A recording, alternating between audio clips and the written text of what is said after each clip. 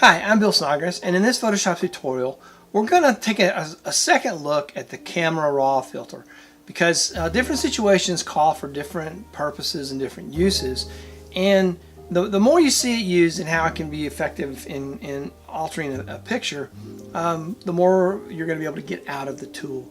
So I've already cropped again. I've cropped the image for an 8x10 format, so I'm going to just go ahead and jump into the camera raw filter. In the previous video we didn't look at any of the tools up here, but we're going to look at one of them this time, and this is the spot removal brush.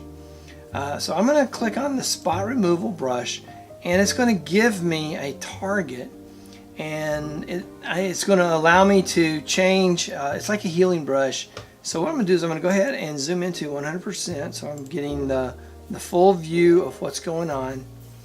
And there is a brush. I've set a brush size, which is the black ring, and then the feathering is like a percentage of that size of feathering, just to kind of smooth it out. And there's also opacity. I'll just move the opacity down just a little bit so that it will make sure it looks fairly natural. I want my feathering to be around there, and I'm going for a brush size of around 10. And so we're gonna take care of this small little imperfection in the skin here.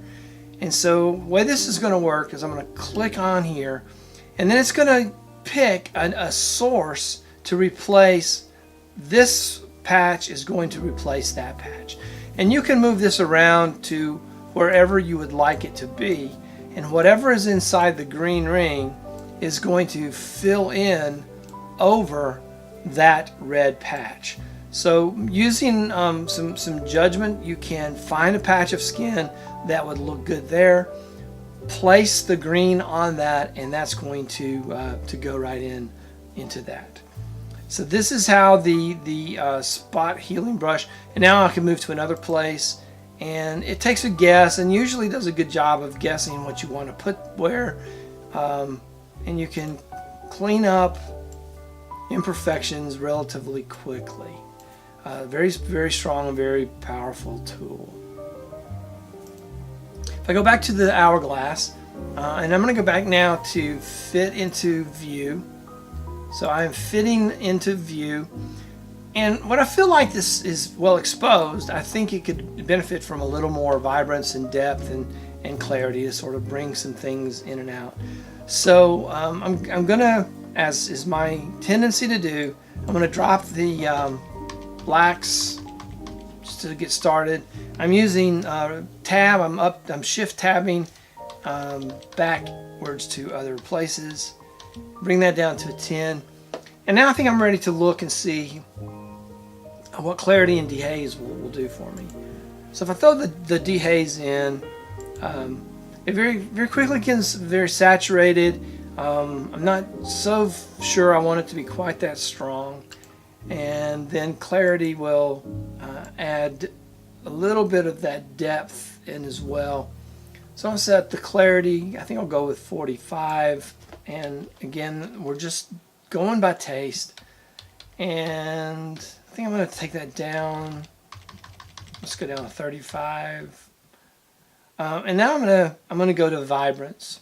I'm going to bring the colors up just a little bit. I don't want them to be too vibrant, but looking here at my histogram, I have a lot in the darks, which is going to be represented in the shadows of the trees. I think I'm okay with that, but I think I could still use some strength in the highlights.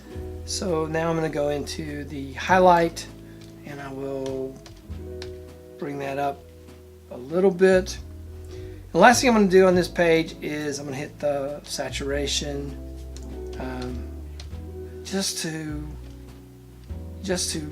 bring out the colors in the dress. I feel like the greens have gone a little too bright, too saturated. So I'm going to jump over to the HSL adjustments, and I'm going to tweak those greens. So I'm going to go to the green saturation, and I'm going to bring that down.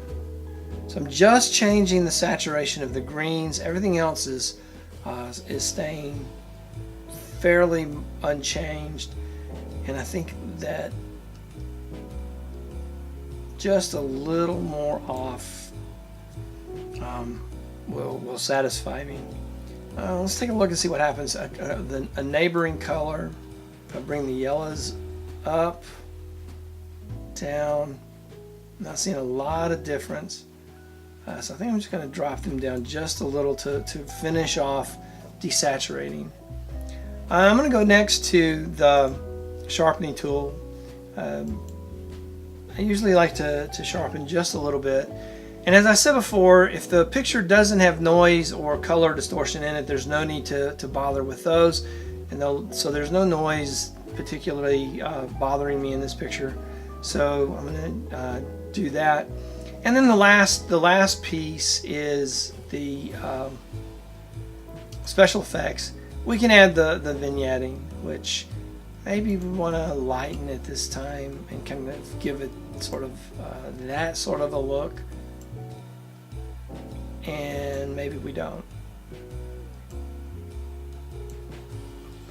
You can go the other direction to darkening or lightening. It works both ways.